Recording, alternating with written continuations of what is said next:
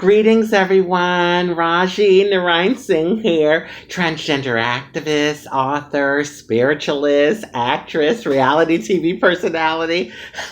I know. You all know the routine by now.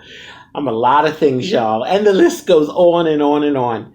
And by the way, I'm also a Democrat. Yes, I'm a Democrat.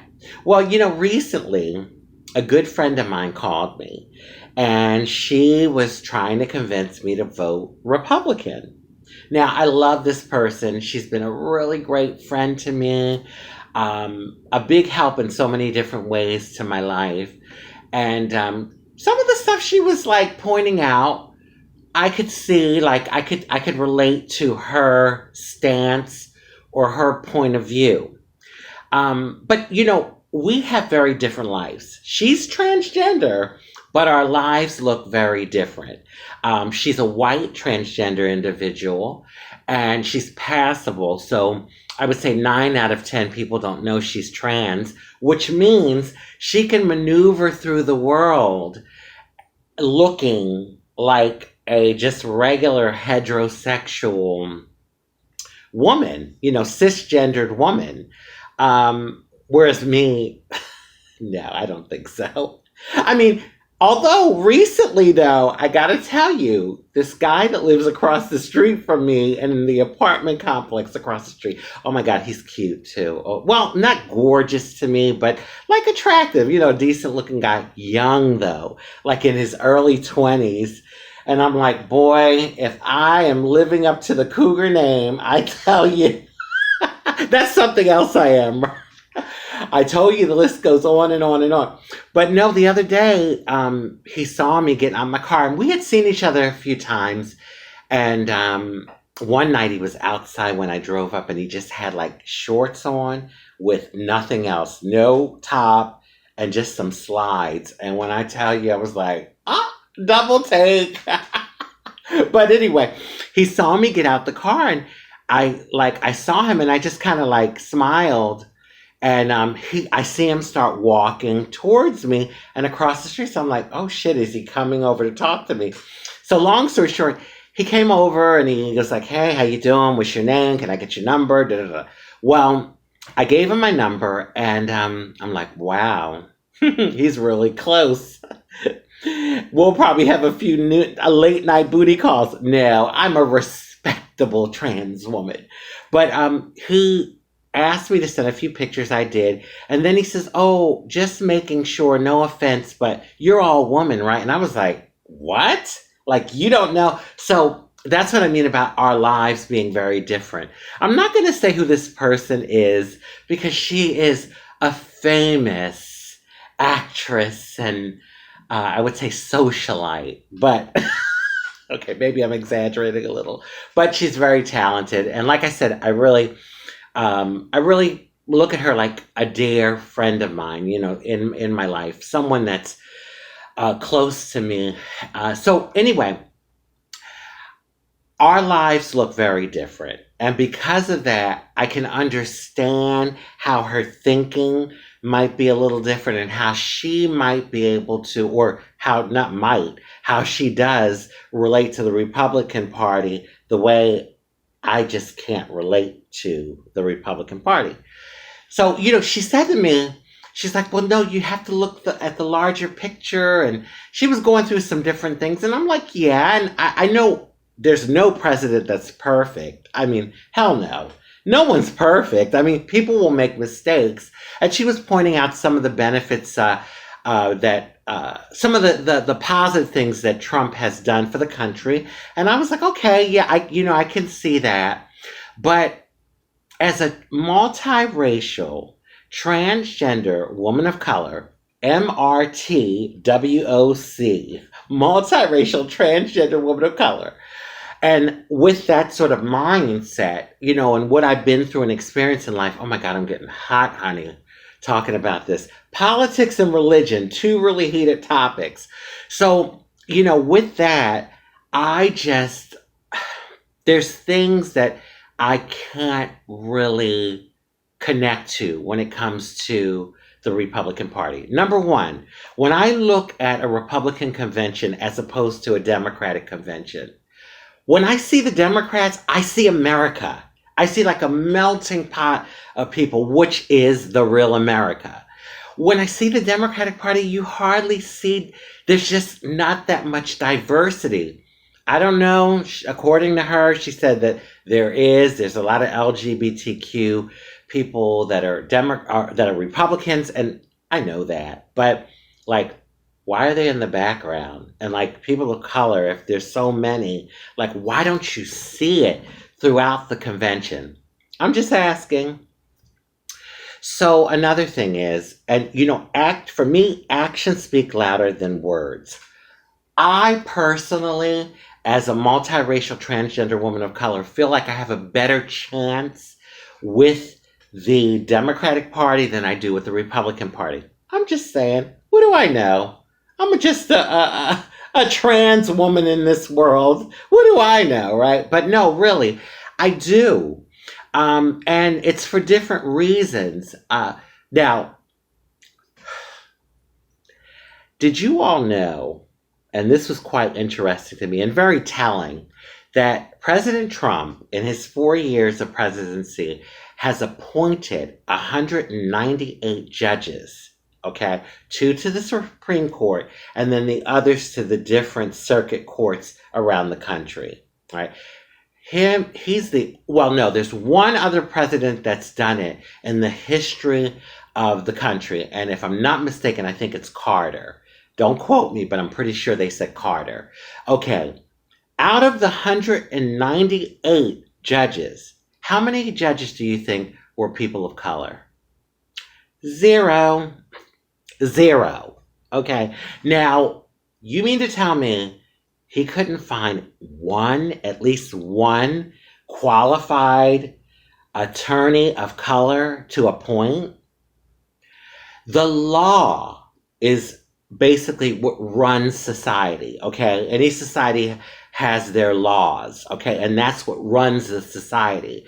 And if you are appointing these judges that happen to be all white, and I'm sure happen to have a certain mentality that he connects with and that connects with him, I would like to dare to say that's like,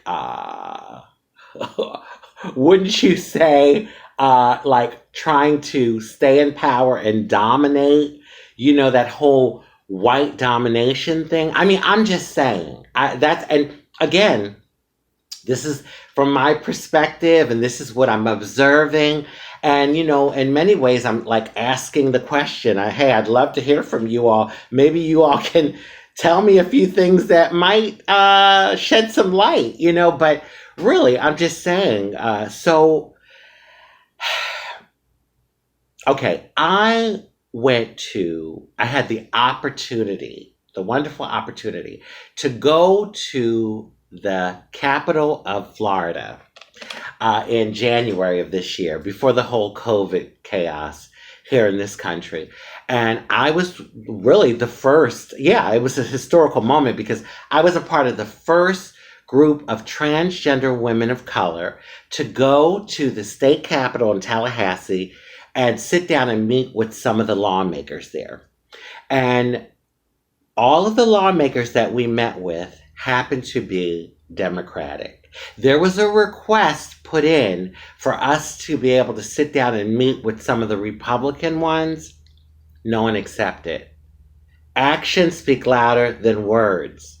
So my girlfriend is in my ear saying, oh, but they really do care. But I'm seeing that they don't, because if you don't even have it in your beingness to even sit down and listen to us, you're an elected official and you don't even have, but see, that's what I'm talking about. And I know how politics can get. It's real murky.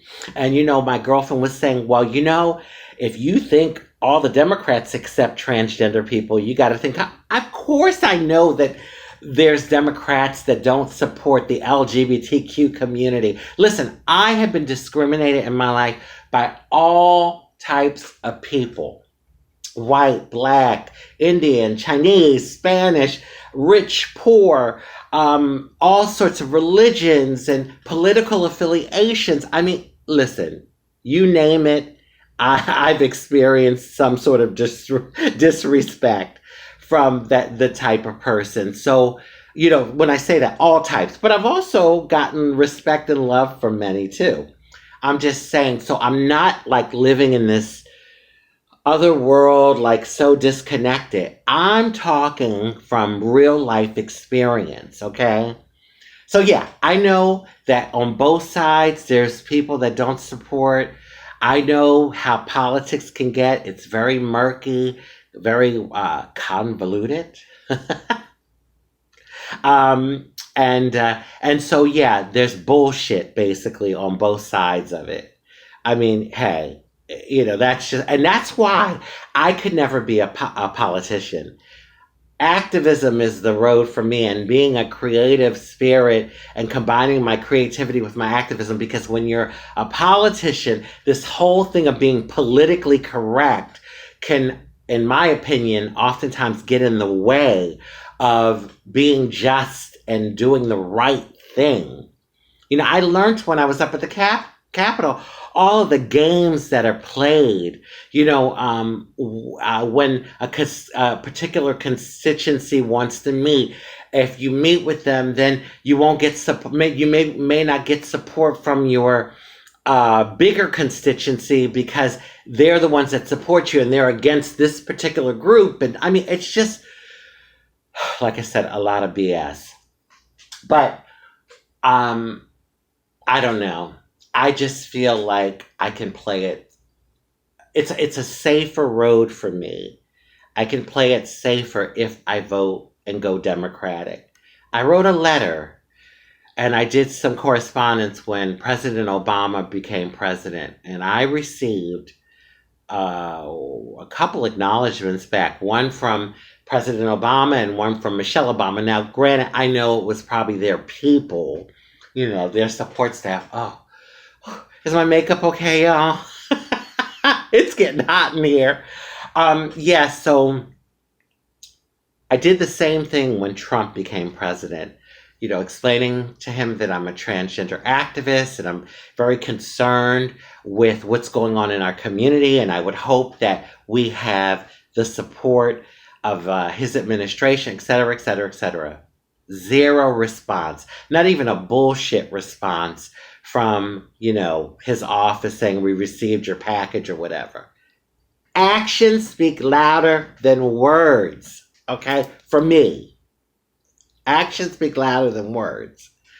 So, this coming election, I can say 9 out of 10, I'm going to go with the Biden-Harris ticket.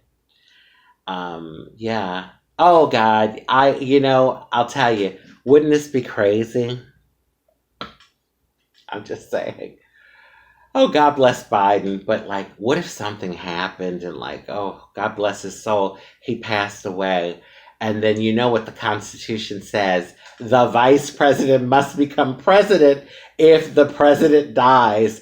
And we would have, we'd have the first female president of color, okay, because she's Black and Indian, and no one could do anything about it. So all these misogynistic people in this country and racist people, it would be like, well, that's what the Constitution says. Anyway, no, I wish Joe Biden, President Joe Biden, a long, healthy life. May he live to 100. I'm not wishing death on anyone, but it kind of like struck me. God, what if that happened? That would be like pie in the face of a lot of people in this country, I tell you. But yeah, I think that's what I'm going to go with. I don't know, maybe you all can give me some more information that might sway me. But again, like I said, I'm basing it on what I'm seeing. And, you can say all day you support our community, but like, if you're not showing it, Makes no sense to me. So on that note, I think I'll end the video now because, honey, this political stuff just wears me out. I'm hungry. I want to wish everyone love, peace, good health, prosperity, happiness, and many wonderful blessings. And you know what? No matter who wins this election, God bless America. I am proud to be a transgender, multiracial woman of color who is American. We have our problems here, but this is a great country. And I'm just so proud to be an American.